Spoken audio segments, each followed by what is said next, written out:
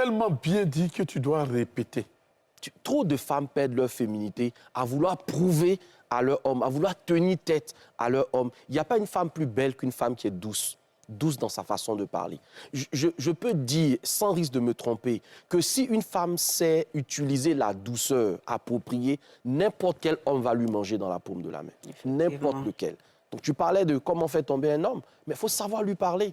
Je l'ai dit, un homme, c'est son ego. Si vous savez flatter son ego, vous l'avez déjà, d'une certaine façon. Un homme, c'est quelqu'un qui a envie d'entendre les choses qui lui plaisent. Voilà. C'est ça. Maintenant, commence par les choses qui lui plaisent et ensuite dis-lui ce qu'il peut améliorer. Voilà. Commence par reconnaître ce qu'il a déjà fait de bien. Et ensuite, dis-lui ce que tu aimerais qu'il fasse encore.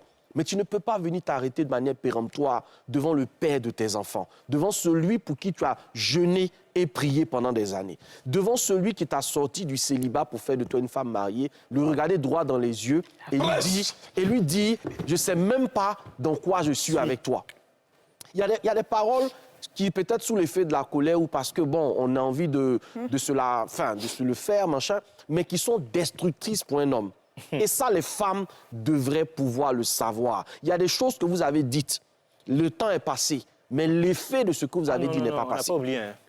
L'effet n'est pas passé. Après, vous êtes surprise que cet homme-là, dès la moindre occasion, il faut faire très attention à ce type d'homme. Les hommes qui traversent des moments difficiles. Les hommes qui traversent des moments financièrement difficiles. Les hommes qui ont perdu un emploi. Parce que leur estime de soi a pris un coup. Et quand vous êtes une femme qui, dans cette période de la vie de couple, gérer le quotidien, apporter le pain sur la table, ça ne fait pas de vous l'homme. Ça n'enlève pas à votre homme sa culotte.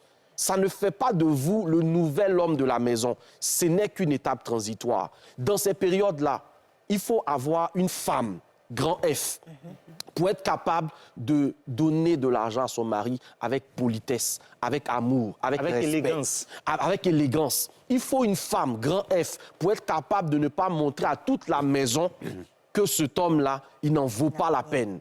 Et c'est la manière de gérer